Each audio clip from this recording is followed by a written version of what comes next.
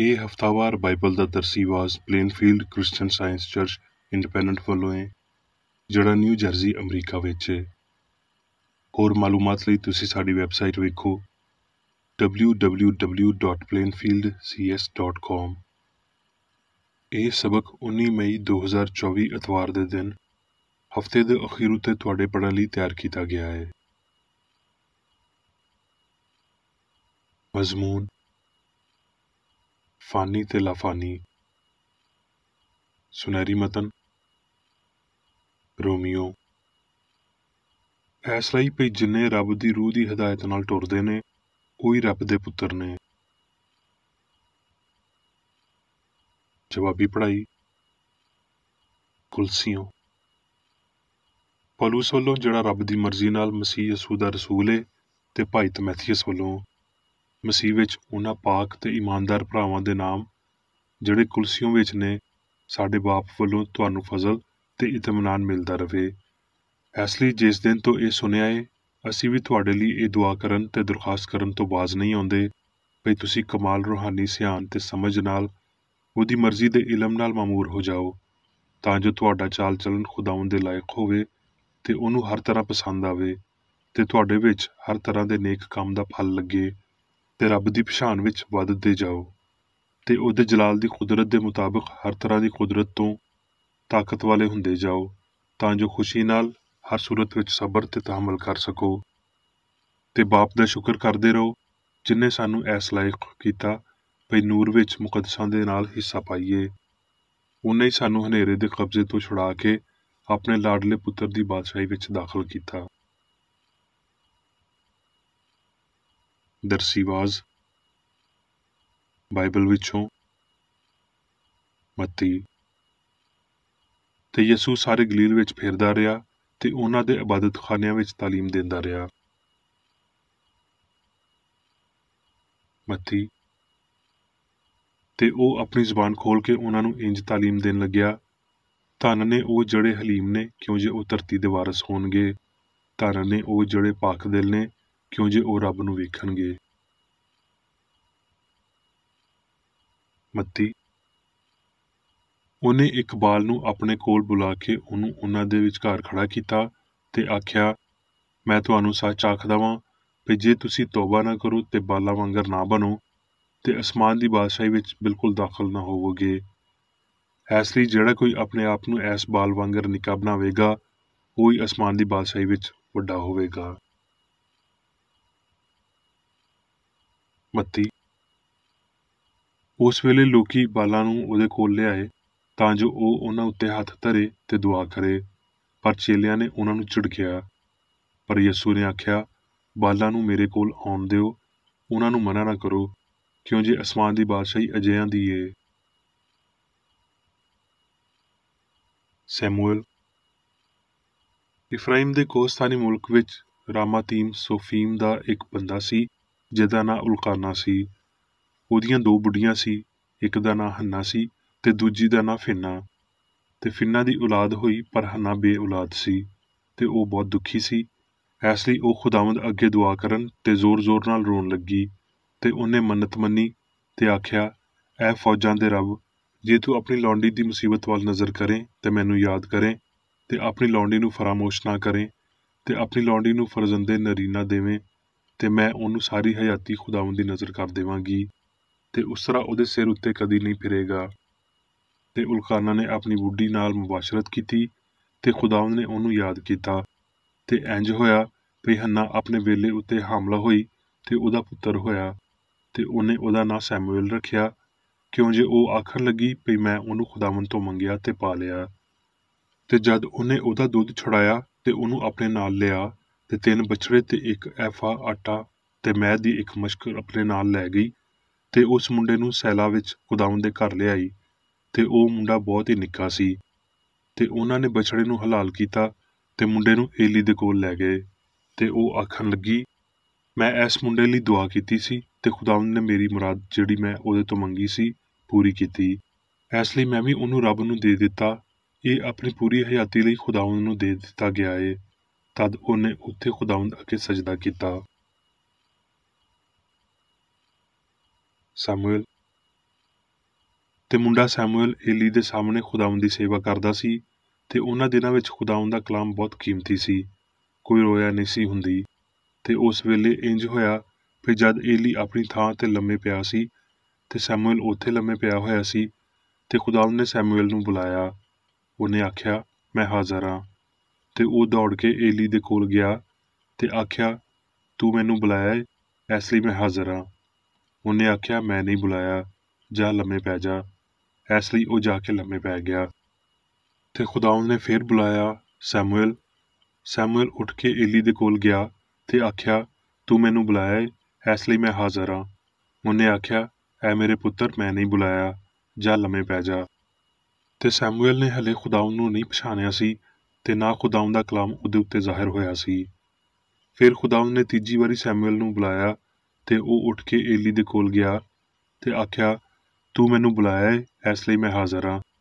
ਤਦ ਏਲੀ ਸਮਝ ਗਿਆ ਕਿ ਖੁਦਾਵੰਦ ਨੇ ਉਸ ਮੁੰਡੇ ਨੂੰ ਬੁਲਾਇਆ ਏ। ਇਸ ਲਈ ਏਲੀ ਨੇ ਸੈਮੂਅਲ ਨੂੰ ਆਖਿਆ, ਜਾ ਲੰਮੇ ਪਿਆ ਰਹਿ, ਤੇ ਜੇ ਉਹ ਤੈਨੂੰ ਬੁਲਾਵੇ ਤੇ ਤੂੰ ਆਖੀ, ਐ ਖੁਦਾਵੰਦ ਦੱਸ, ਕਿਉਂ ਜੇ ਤੇਰਾ ਬੰਦਾ ਸੁਣਦਾ ਏ। ਇਸ ਲਈ ਸੈਮੂਅਲ ਆਪਣੀ ਥਾਂ ਤੇ ਜਾ ਕੇ ਲੰਮੇ ਪੈ ਗਿਆ। ਤਦ ਖੁਦਾਵੰਦ ਖਲੋਤਾ ਤੇ ਪਹਿਲੇ ਵਾਂਗਰ ਬੁਲਾਇਆ, ਸੈਮੂਅਲ, ਸੈਮੂਅਲ। ਸੈਮੂਅਲ ਨੇ ਆਖਿਆ, ਦੱਸ, ਕਿਉਂ ਜੇ ਤੇਰਾ ਬੰਦਾ ਸੁਣਦਾ ਏ। ਤੇ ਸੈਮੂਅਲ ਵੱਡਾ ਹੁੰਦਾ ਗਿਆ ਤੇ ਖੁਦਾਵੰਦ ਉਹਦੇ ਨਾਲ ਸੀ ਤੇ ਉਹਨੇ ਉਹਦੀਆਂ ਗੱਲਾਂ ਵਿੱਚੋਂ ਕਿਸੇ ਨੂੰ ਮਿੱਟੀ ਵਿੱਚ ਨਾ ਮਿਲਣ ਦਿੱਤਾ। ਯੂਹੰਨਾ। ਫਰੀਸੀਆਂ ਵਿੱਚੋਂ ਇੱਕ ਬੰਦਾ ਨਿਕੋਦੀਮਸ ਨਾਂ ਯਹੂਦੀਆਂ ਦਾ ਇੱਕ ਸਰਦਾਰ ਸੀ। ਉਹਨੇ ਰਾਤ ਵੇਲੇ ਯਿਸੂ ਦੇ ਕੋਲ ਆ ਕੇ ਉਹਨੂੰ ਆਖਿਆ, ਐ ਰੱਬੀ, ਅਸੀਂ ਜਾਣਦੇ ਹਾਂ ਕਿ ਤੂੰ ਰੱਬ ਵੱਲੋਂ ਉਸਤਾਦ ਹੋ ਕੇ ਆਇਆ ਏ, ਕਿਉਂ ਜੇ ਜਿਹੜੇ ਮੁਅਜਜ਼ੇ ਤੂੰ ਵਿਖਾਉਣਾ ਏ ਕੋਈ ਬੰਦਾ ਨਹੀਂ ਵਿਖਾ ਸਕਦਾ ਜਦੋਂ ਤੀਕਰ ਰੱਬ ਉਹਦੇ ਨਾਲ ਨਾ ਹੋਵੇ। ਯਿਸੂ ਨੇ ਜਵਾਬ ਵਿੱਚ ਉਹਨੂੰ ਆਖਿਆ, ਮੈਂ ਤੁਹਾਨੂੰ ਸੱਚ ਆਖਦਾ ਵਾਂ ਕਿ ਜਦੋਂ ਤੀਕਰ ਕੋਈ ਨਵੇਂ ਸਿਰੇ ਤੋਂ ਨਾ ਪੈਦਾ ਹੋਵੇ ਰੱਬ ਦੀ ਬਾਦਸ਼ਾਹੀ ਨੂੰ ਨਹੀਂ ਵੇਖ ਸਕਦਾ। ਨਿਕੋਦੀਮਸ ਨੇ ਉਹਨੂੰ ਆਖਿਆ, ਬੰਦਾ ਜਦੋਂ ਬੁੱਢਾ ਹੋ ਗਿਆ ਤੇ ਕਿਵੇਂ ਪੈਦਾ ਹੋ ਸਕਦਾ ਏ? ਕੀ ਉਹ ਦੁਬਾਰਾ ਆਪਣੀ ਮਾਂ ਦੇ ਢਿੱਡ ਵਿੱਚ ਦਾਖਲ ਹੋ ਸਕਦਾ ਏ? ਯਿਸੂ ਨੇ ਜਵਾਬ ਦਿੱਤਾ, ਵੀ ਮੈਂ ਤੁਹਾਨੂੰ ਸੱਚ ਆਖਦਾ ਵਾਂ ਵੀ ਜਦੋਂ ਤੀਕਰ ਕੋਈ ਬੰਦਾ ਪਾਣੀ ਤੇ ਰੂਹ ਨਾਲ ਪੈਦਾ ਨਾ ਹੋਵੇ ਉਹ ਰੱਬ ਦੀ ਬਾਦਸ਼ਾਹੀ ਵਿੱਚ ਦਾਖਲ ਨਹੀਂ ਹੋ ਸਕਦਾ। ਇਫਸੀਓਂ। ਤੇ ਮੈਂ ਜਿਹੜਾ ਖੁਦਾਵੰਦ ਵਿੱਚ ਕੈਦੀ ਹਾਂ ਤੁਹਾਥੋਂ ਇਲਤਮਾਸ ਕਰਦਾ ਵਾਂ ਵੀ ਜਿਸ ਬੁਲਾਵੇ ਨਾਲ ਤੁਸੀਂ ਬੁਲਾਏ ਗਏ ਸੀ ਉਹਦੇ ਲਾਇਕ ਚਾਲ ਚੱਲੋ, ਯਾਨੀ ਕਮਾਲ ਫਰੋਤਨੀ ਤੇ ਹਿਲਮ ਦੇ ਨਾਲ ਤਹਮਲ ਕਰਕੇ ਮੁਹੱਬਤ ਨਾਲ ਇੱਕ ਦੂਜੇ ਦੀ ਬਰਦਾਸ਼ਤ ਕਰੋ ਤੇ ਆਪਣੀ ਸਿਆਣ ਦੀ ਰੂਹਾਨੀ ਹਾਲਤ ਵਿੱਚ ਨਵੇਂ ਬਣਦੇ ਜਾਓ। ਰੋਮੀਓ। ਤੇ ਇਸ ਜਹਾਨ ਦੇ ਹਮਸ਼ਕਲ ਨਾ ਬਣੋ, ਬਲਕਿ ਸਿਆਣ ਨਵੀਂ ਹੋ ਜਾਣ ਨਾਲ ਆਪਣੀ ਸੂਰਤ ਬਦਲਦੇ ਜਾਓ ਤਾਂ ਜੋ ਰੱਬ ਦੀ ਨੇਕ ਤੇ ਪਸੰਦੀਦਾ ਤੇ ਕਾਮਲ ਮਰਜ਼ੀ ਤਜਰਬੇ ਨਾਲ ਪਤਾ ਕਰਦੇ ਜਾਓ। ਹੁਣ ਮੈਂ ਮੇਰੀ ਬੇਕਰੇਡੀ ਦੀ ਲਿਖੀ ਹੋਈ ਕ੍ਰਿਸਚਨ ਸਾਇੰਸ ਦੀ ਦਰਸੀ ਕਿਤਾਬ ਸਾਇੰਸ ਤੇ ਸਿਹਤ ਆਇਤਾਂ ਦੀ ਕੁੰਜੀ ਦੇ ਨਾਲ ਵਿੱਚੋਂ ਲਈਆਂ ਹੋਈਆਂ ਲਿਖਾਈਆਂ ਪੜਾਂਗਾ।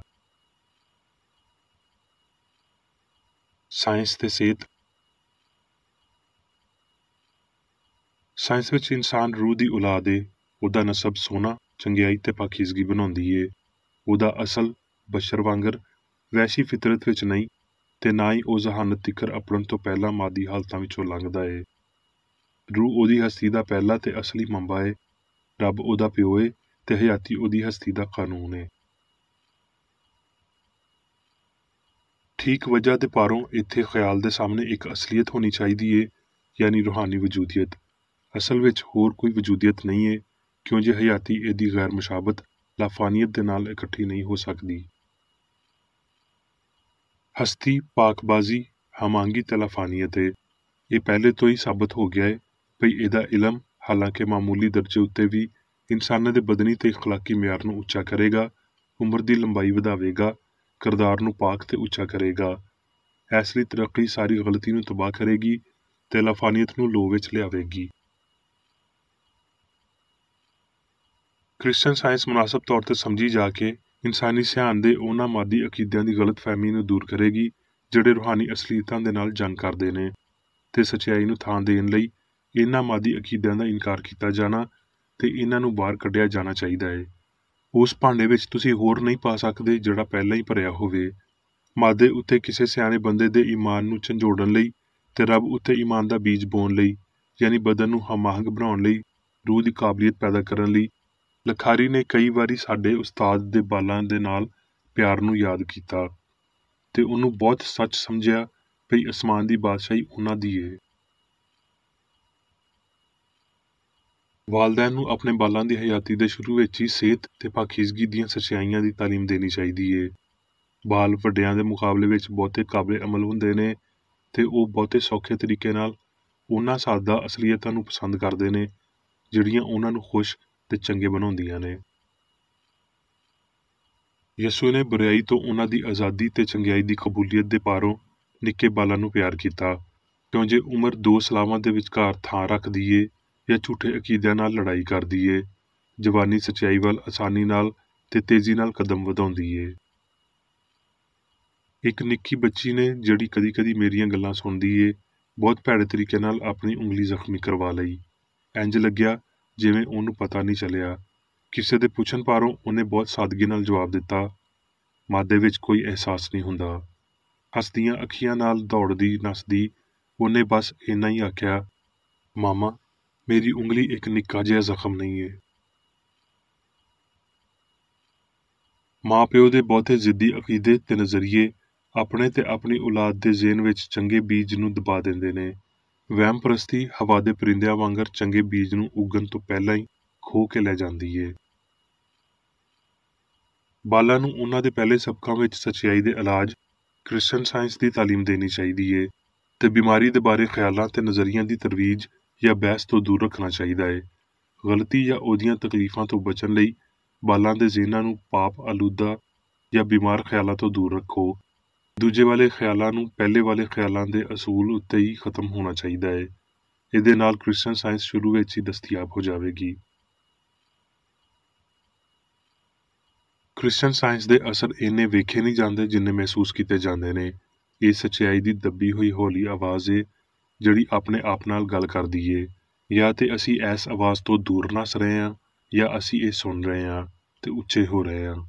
ਇੱਕ ਨਿੱਕੇ ਬਾਲ ਵਾਂਗਰ ਬਣਨ ਦੀ ਤਾਂਘ ਤੇ ਨਵੀਂ ਸੋਚ ਲਈ ਪੁਰਾਣੀ ਨੂੰ ਛੱਡਣਾ ਇਸ ਦਾਰਿਸ਼ ਨੂੰ ਪੈਦਾ ਕਰਦਾ ਏ ਜਿਹੜੀ ਨਵੇਂ ਨਜ਼ਰੀਏ ਨੂੰ ਕਬੂਲ ਕਰਨ ਵਾਲੀ ਹੋਵੇ। ਗਲਤ ਨਿਸ਼ਾਨੀਆਂ ਨੂੰ ਛੱਡਣ ਦੀ ਖੁਸ਼ੀ ਤੇ ਉਹਨਾਂ ਨੂੰ ਗਾਇਬ ਹੁੰਦਿਆਂ ਵੇਖਣ ਦੀ ਖੁਸ਼ੀ। ਇਹ ਸਲਾਹ ਸਾਰੀ ਹਮਾਂਗੀ ਨੂੰ ਤੇਜ਼ੀ ਨਾਲ ਪੂਰਾ ਕਰਨ ਵਿੱਚ ਮਦਦ ਦਿੰਦੀ ਏ। ਸਮਝ ਤੇ ਆਪਣੇ ਆਪ ਦੀ ਪਾਕੀਜ਼ਗੀ ਤਰੱਕੀ ਦਾ ਸਬੂਤ ਏ। ਧਨ ਨੇ ਉਹ ਜਿਹੜੇ ਪਾਕ ਦਿਲ ਨੇ, ਕਿਉਂ ਜੇ ਉਹ ਰੱਬ ਨੂੰ ਵੇਖਣਗੇ। ਮਾਫੀ, ਰੂਹਾਨੀ ਬਪਤਿਸਮਾ ਤੇ ਨਵੀਂ ਪੈਦਾਇਸ਼ ਦੇ ਰਾਹੀਂ ਇਨਸਾਨ ਆਪਣੇ ਲਾਫਾਨੀ ਅਕੀਦਿਆਂ ਤੇ ਝੂਠੀ ਇਨਫਰਾਦੀਅਤ ਨੂੰ ਲਾ ਕੇ ਸੁੱਟ ਦਿੰਦੇ ਨੇ। ਇਹ ਬਸ ਵੇਲੇ ਦੀ ਗੱਲ ਏ ਭਈ ਨਿੱਕੇ ਤੋਂ ਲੈ ਕੇ ਵੱਡੇ ਤੀਕਰ ਸਾਰੇ ਮੈਨੂੰ ਰੱਬ ਨੂੰ ਜਾਣਨਗੇ। ਜੇ ਬੰਦੇ ਅੱਗੇ ਵਧਣ ਵਾਲੇ ਨਹੀਂ ਤੇ ਪਿਛਲੀਆਂ ਨਾਕਾਮੀਆਂ ਤਦ ਤੀਕਰ ਦੁਹਰਾਈਆਂ ਜਾਂਦੀਆਂ ਰਹਿਣਗੀਆਂ ਜਦ ਤੀਕਰ ਭਈ ਸਾਰੇ ਗਲਤ ਕੰਮ ਮੁੱਕ ਨਹੀਂ ਜਾਂਦੇ ਜਾਂ ਠੀਕ ਨਹੀਂ ਹੋ ਜਾਂਦੇ। ਜੇ ਹਲੇ ਗਲਤ ਕੰਮ ਤੋਂ ਮੁਤਮਿਨ ਹੋ ਤੇ ਸਾਨੂੰ ਇਹਦੇ ਤੋਂ ਨਫ਼ਰਤ ਕਰਨਾ ਸਿੱਖਣਾ ਚਾਹੀਦਾ ਏ। ਜੇ ਹਲੇ ਸੁਸਤੀ ਤੋਂ ਮੁਤਮਿਨ ਹੋ ਤੇ ਸਾਨੂੰ ਇਹਦੇ ਤੋਂ ਗੈਰ ਮੁਤਮਿਨ ਹੋਣਾ ਪਵੇਗਾ। ਯਾਦ ਰੱਖੋ ਭਈ ਇਨਸਾਨ ਛੇਤੀ ਜਾਂ ਦੇਰ ਬਾਅਦੋਂ ਭਾਵੇਂ ਦੁੱਖਾਂ ਦੇ ਰਾਹੀਂ ਜਾਂ ਸਾਇੰਸ ਦੇ ਰਾਹੀਂ ਗਲਤੀ ਉੱਤੇ ਮਾਇਲ ਹੋ ਜਾਣਗੇ ਭਈ ਇਹਨੇ ਹਾਰਨਾ ਏ। ਪਾਪ ਦੀ ਮਜ਼ਦੂਰੀ ਦੇਣ ਦੇ ਇਲਾਹੀ ਤਰੀਕਾਕਾਰ ਵਿੱਚ ਕਿਸੇ ਬੰਦੇ ਦੀਆਂ ਗੁੱਥੀਆਂ ਨੂੰ ਸੁਲਝਾਉਣਾ ਤੇ ਇਸ ਤਜਰਬੇ ਨਾਲ ਇਹ ਸਿੱਖਣਾ ਸ਼ਾਮਲ ਏ ਭਈ ਫਹਿਮ ਤੇ ਜਿੰਦ ਨੂੰ ਕਿਵੇਂ ਵੱਖੋ-ਵੱਖ ਕਰਨਾ ਚਾਹੀਦਾ ਏ। ਸਾਨੂੰ ਚੰਗਿਆਈ ਤੇ ਇਨਸਾਨੀ ਨਸਲ ਨੂੰ ਯਾਦ ਰੱਖਣ ਲਈ ਸਾਡੇ ਬਦਨਾਂ ਨੂੰ ਭੁੱਲਣਾ ਚਾਹੀਦਾ ਏ। ਚੰਗਿਆਈ ਇਨਸਾਨ ਦੇ ਹਰ ਲਮਹੇ ਦੀ ਮੰਗ ਕਰਦੀ ਏ ਜਿਹਦੇ ਵਿੱਚ ਹਸਤੀ ਦੇ ਮਸਲੇ ਦਾ ਹੱਲ ਕੱਢਣਾ ਹੁੰਦਾ ਏ। ਚੰਗਿਆਈ ਦੀ ਤਕਦੀਸ ਰੱਬ ਉੱਤੇ ਇਨਸਾਨ ਦੇ ਇਨਸਾਰ ਨੂੰ ਘੱਟ ਨਹੀਂ ਕਰਦੀ ਬਲਕਿ ਉਹਨੂੰ ਉੱਚਾ ਕਰਦੀ ਏ। ਨਾ ਹੀ ਤਕਦੀਸ ਰੱਬ ਲਈ ਇਨਸਾਨ ਦੇ ਫਰਜ਼ਾਂ ਨੂੰ ਮੁਕਾਉਂਦੀ ਏ ਬਲਕਿ ਉਹਨਾਂ ਨੂੰ ਪੂਰਾ ਕਰਨ ਲਈ ਵੱਡੀ ਲੋੜ ਨੂੰ ਜ਼ਾਹਰ ਕਰਦੀ ਏ। ਕ੍ਰਿਸਚਨ ਸਾਇੰਸ ਰੱਬ ਦੀ ਕਾਮਲੀਅਤ ਤੋਂ ਕੁਝ ਨਹੀਂ ਲੈਂਦੀ ਪਰ ਇਹ ਪੂਰਾ ਜਲਾਲ ਉਹਨੂੰ ਹੀ ਮਨਸੂਬ ਕਰਦੀ ਏ। ਆਪਣੇ ਚਾਲ ਚਲਨ ਦੀ ਪੁਰਾਣੀ ਇਨਸਾਨੀਅਤ ਨੂੰ ਲਾਂਦਿਆਂ ਹੋਏ ਇਨਸਾਨ ਲਾਫਾਨੀਅਤ ਨੂੰ ਪਾ ਲੈਂਦੇ ਨੇ। ਰੱਬ ਇਨਸਾਨ ਦਾ ਅਸੂਲ ਏ ਤੇ ਇਨਸਾਨ ਰੱਬ ਦਾ ਖਿਆਲ ਏ। ਇਸ ਲਈ ਇਨਸਾਨ ਨਾ ਫਾਨੀ ਏ ਨਾ ਮਾਦੀ। ਫਾਨੀ ਗਾਇਬ ਹੋ ਜਾਣਗੇ ਤੇ ਲਾਫਾਨੀ ਜਾਂ ਰੱਬ ਦੇ ਪੁੱਤਰ ਇਨਸਾਨ ਦੀ ਕੱਲੀ ਤੇ ਅਬਦੀ ਸੱਚਾਈਆਂ ਦੇ ਤੌਰ ਤੇ ਸਾਹਮਣੇ ਆਣਗੇ। ਐ ਬਸ਼ਰ ਇਹ ਸਿੱਖੋ ਤੇ ਇਨਸਾਨ ਦੇ ਰੂਹਾਨੀ ਮਿਆਰ ਨੂੰ ਸੰਜੀਦਗੀ ਨਾਲ ਲੱਭੋ ਜਿਹੜਾ ਮਾਦੀ ਖੁਦੀ ਤੋਂ ਪੂਰੀ ਤਰ੍ਹਾਂ ਨਾਵਾਕਿਫ ਏ। ਸਾਇੰਸ ਉਸ ਲਾਫਾਨੀ ਇਨਸਾਨ ਦੇ ਜਲਾਲੀ ਇਮਕਾਨਾਂ ਨੂੰ ਜ਼ਾਹਰ ਕਰਦੀ ਏ ਜਿਹੜਾ ਹਮੇਸ਼ਾ ਲਈ ਫਾਨੀ ਹਿੱਸਾਂ ਵੱਲ ਲਾਮਹਿਦੂਦ ਹੁੰਦਾ ਏ। ਮਸੀਹ ਦੇ ਅੰਦਰ ਮਸੀਹਾਈ ਦੇ ਅਨਸਰ ਨੇ ਉਹਨੂੰ ਰਾਹ ਵਿਖਾਉਣ ਵਾਲਾ, ਸੱਚਾਈ ਤੇ ਹਯਾਤੀ ਬਣਾਇਆ। ਅਬਦੀ ਸੱਚਾਈ ਉਹਨੂੰ ਬਰਬਾਦ ਕਰਦੀ ਏ ਜਿਹੜਾ ਇਨਸਾਨ ਨੂੰ ਗਲਤੀ ਤੋਂ ਸਿੱਖਿਆ ਹੋਇਆ ਵਿਖਾਰੀ ਦਿੰਦਾ ਏ ਤੇ ਰੱਬ ਦੇ ਪੁੱਤਰ ਦੇ ਤੌਰ ਤੇ ਇਨਸਾਨ ਦੀ ਅਸਲੀਅਤ ਲੋਹ ਵਿੱਚ ਆਉਂਦੀ ਏ। ਹੁਣ ਮੈਂ ਮੇਰੀ ਬੇਕਰ ਏਡੀ ਵੱਲੋਂ ਚਰਚ ਮੈਨੂਅਲ ਵਿੱਚ ਦਿੱਤੇ ਹੋਏ ਰੋਜ਼ਾਨਾ ਦੇ 3 ਫਰਜ਼ ਪੜਾਂਗਾ। ਰੋਜ਼ਾਨਾ ਦੀ ਦੁਆ। ਇਸ ਚਰਚ ਦੇ ਹਰ ਰੁਕਨ ਦਾ ਇਹ ਫਰਜ਼ ਏ ਭਈ ਉਹ ਹਰ ਰੋਜ਼ ਦੁਆ ਕਰੇ, ਤੇਰੀ ਬਾਦਸ਼ਾਹੀ ਆਵੇ, ਇਲਾਹੀ ਸੱਚਾਈ, ਹਯਾਤੀ ਤੇ ਪਿਆਰ ਦੀ ਸਲਤਨਤ ਮੇਰੇ ਅੰਦਰ ਕਾਇਮ ਹੋਵੇ ਤੇ ਸਾਰੇ ਪਾਪ ਮੈਥੋਂ ਨਿਕਲ ਜਾਣ ਤੇ ਤੇਰਾ ਕਲਾਮ ਸਾਰੇ ਇਨਸਾਨਾਂ ਦੇ ਪਿਆਰ ਨੂੰ ਵਧਾਵੇ ਤੇ ਉਹਨਾਂ ਉੱਤੇ ਹਕੂਮਤ ਕਰੇ। ਮਕਸਦਾਂ ਤੇ ਕੰਮਾਂ ਦਾ ਇੱਕ ਅਸੂਲ। ਨਾ ਕੋਈ ਮੁਖਾਲਫਤ ਤੇ ਨਾ ਕੋਈ ਜ਼ਾਤੀ ਤਾਲੁਕ ਮਾਦਰੀ ਚਰਚ ਦੇ ਕਿਸੇ ਰੁਕਨ ਦੇ ਮਕਸਦਾਂ ਜਾਂ ਕੰਮਾਂ ਉੱਤੇ ਅਸਰ ਕਰਨੇ ਚਾਹੀਦੇ। ਸਾਇੰਸ ਵਿੱਚ ਬਸ ਇਲਾਹੀ ਪਿਆਰ ਹੀ ਹਕੂਮਤ ਕਰਦੀ ਏ ਤੇ ਇੱਕ ਮਸੀਹੀ ਸਾਇੰਸਦਾਨ ਪਾਪ ਨੂੰ ਰੱਦ ਕਰਦਿਆਂ ਹੋਏ ਸੁੱਚੀ ਭਰਾਬੰਦੀ, ਖੈਰਾਤ ਪਸੰਦੀ ਤੇ ਮਾਫੀ ਨਾਲ ਪਿਆਰ ਦੀਆਂ ਮਿੱਠੀਆਂ ਸੱਚਾਈਆਂ ਦਾ ਪਰਛਾਵਾਂ ਬਣਦਾ ਏ। ਇਸ ਚਰਚ ਦੇ ਸਾਰੇ ਰੁਕਨਾਂ ਨੂੰ ਸਾਰੇ ਪਾਪਾਂ ਤੋਂ, ਗਲਤ ਤਰ੍ਹਾਂ ਦੀਆਂ ਪੇਸ਼ਨਗੋਈਆਂ, ਮੁਨਸਫੀਆਂ, ਮੁਜ਼ਮਤਾਂ, ਸਲਾਹਾਂ, ਗਲਤ ਅਸਰਾਂ ਨੂੰ ਲੈਣ ਤੇ ਗਲਤ ਅਸਰ ਦੇਣ ਤੋਂ ਆਜ਼ਾਦ ਰਹਿਣ ਲਈ ਹਰ ਰੋਜ਼ ਖਿਆਲ ਰੱਖਣਾ ਚਾਹੀਦਾ ਏ ਤੇ ਦੁਆ ਕਰਨੀ ਚਾਹੀਦੀ ਏ। ਫਰਜ਼ ਲਈ ਚੁਸਤੀ। ਇਸ ਚਰਚ ਦੇ ਹਰ ਰੁਕਨ ਦਾ ਇਹ ਫਰਜ਼ ਏ ਭਈ ਉਹ ਹਰ ਰੋਜ਼ ਜਾਰਹਾਨਾ ਜ਼ਹਿਨੀ ਸਲਾਮਾਂ ਦੇ ਖਿਲਾਫ ਆਪਣੇ ਆਪ ਨੂੰ ਤਿਆਰ ਰੱਖੇ ਤੇ ਰੱਬ, ਆਪਣੇ ਕਾਇਦ ਤੇ ਇਨਸਾਨਾਂ ਲਈ ਆਪਣੇ ਫਰਜ਼ਾਂ ਨੂੰ ਨਾ ਕਦੀ ਭੁੱਲੇ ਤੇ ਨਾ ਕਦੀ ਨਜ਼ਰਅੰਦਾਜ਼ ਕਰੇ। ਉਹਦੇ ਕੰਮਾਂ ਦੇ ਰਾਹੀਂ ਉਹਦਾ ਇਨਸਾਫ ਹੋਵੇਗਾ, ਉਹ ਬੇਕਸੂਰ ਜਾਂ ਕਸੂਰਵਾਰ ਹੋਵੇਗਾ।